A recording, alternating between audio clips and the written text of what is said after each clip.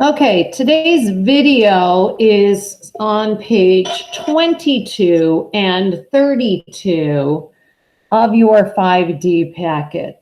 And I think it would be awesome if you were to pause the video right now and do page 22 and 32 on your own. Then come back and check, did I get these right when I go over it in the video? Did you get these correct? To prove to yourself that you can do amazing mathematics. You can do this. So pause the video right now and come back to it in just a moment. Okay, problem of the day, page 22. Number 21 says, the length of a square tile is 3W centimeters. Alice places 4 square tiles in a row to form a figure as shown below. Find the perimeter of the figure in terms of W. Well, this figure is a rectangle. So I'm going to do my FPAL, formula, plug in, answer, label. So the formula is the perimeter of a rectangle is 2 lengths plus 2 widths. And my lengths, well, 3 and 3 and 3 and 3, right? There are 4 of those. So I have 2 lengths that have 4 3Ws. And then I have 2 widths, right? These are all W's on there. I have 2 widths that have two of those 1 3W. So each width is 3W. So all together, right, find the perimeter, I have 2 times 4 times 3, which we know is 24. So I have 24 W's here and 6 W's here. And yes, if you want to show that step, you can. But I'm going to put those like terms together and say there, the perimeter is 30W.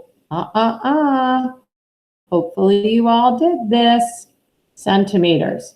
Pat on the back if you remembered that label. Okay, on number 25.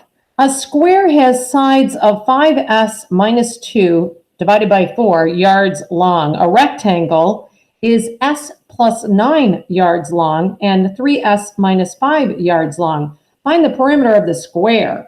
Okay, so the square, I draw my picture here, is 5s minus 4. And write all of these, yards.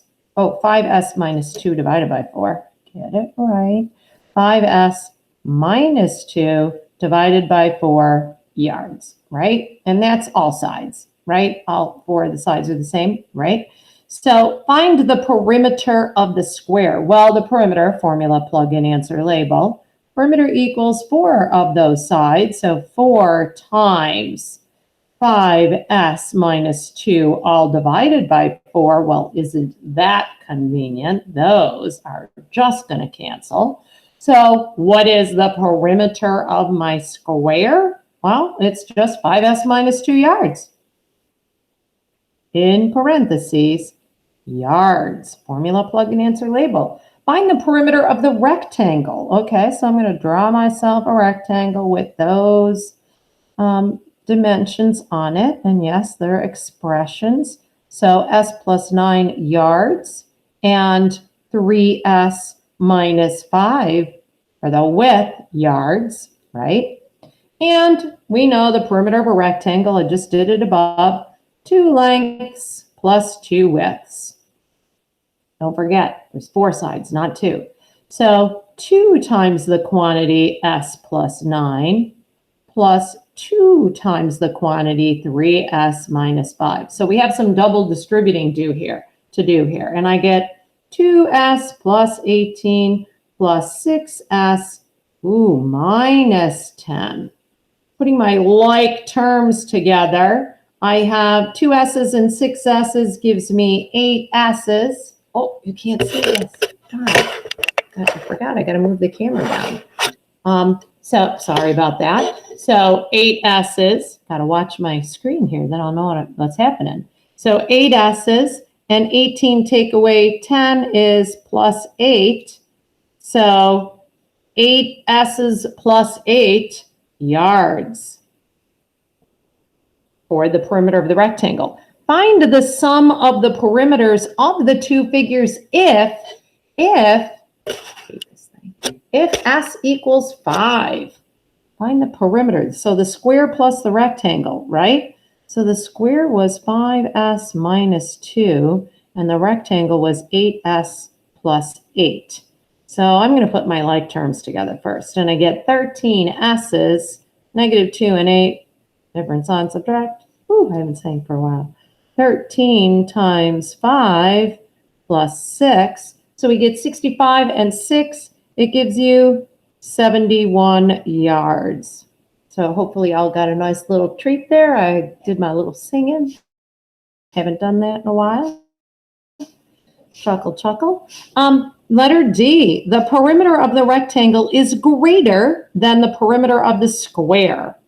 Find the difference between the perimeters of these two figures. What's the difference? Okay, so they're telling you for a reason, because we, didn't know that. Well, we could figure it out.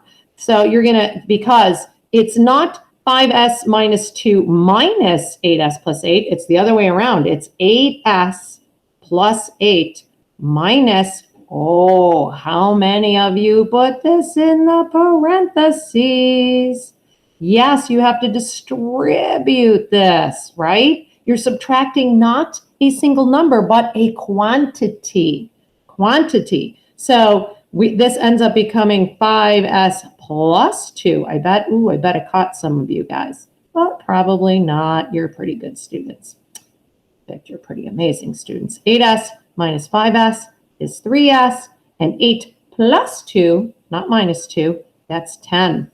So what is our value here? Now, S is 7, so 3 times 7 plus 10, well, that's 21 plus 10 would give me 31 yards. 31 yards. Pat on the back if you got that one. Woohoo!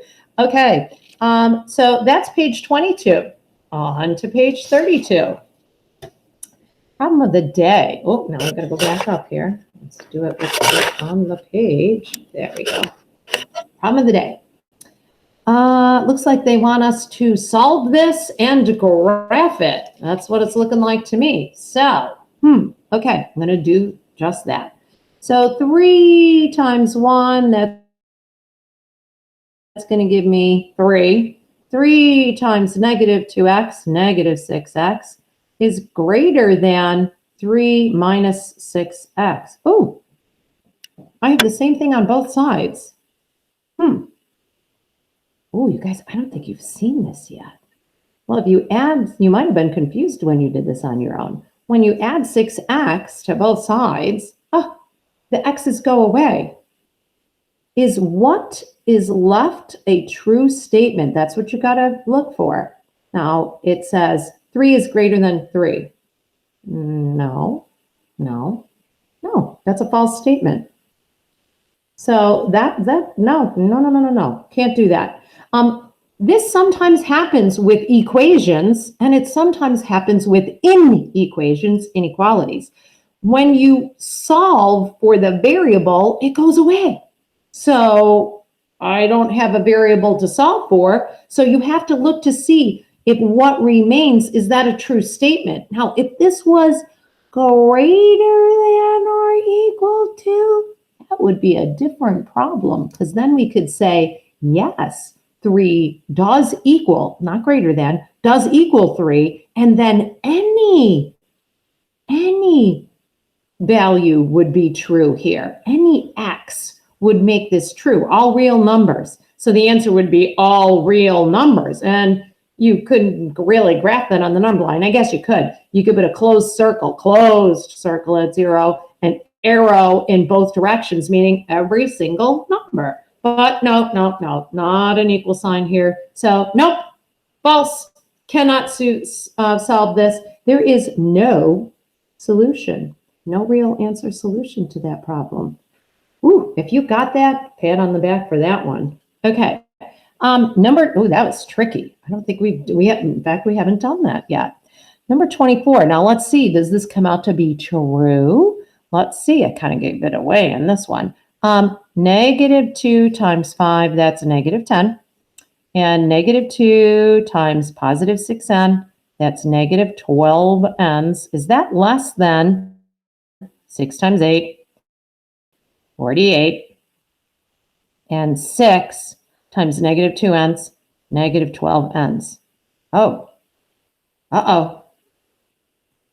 It's going to be the same. Oh, no, this is not going to be the same. But, uh-oh, these go away. So now, is negative 10 less than 48? That is true. So, yes, this n can be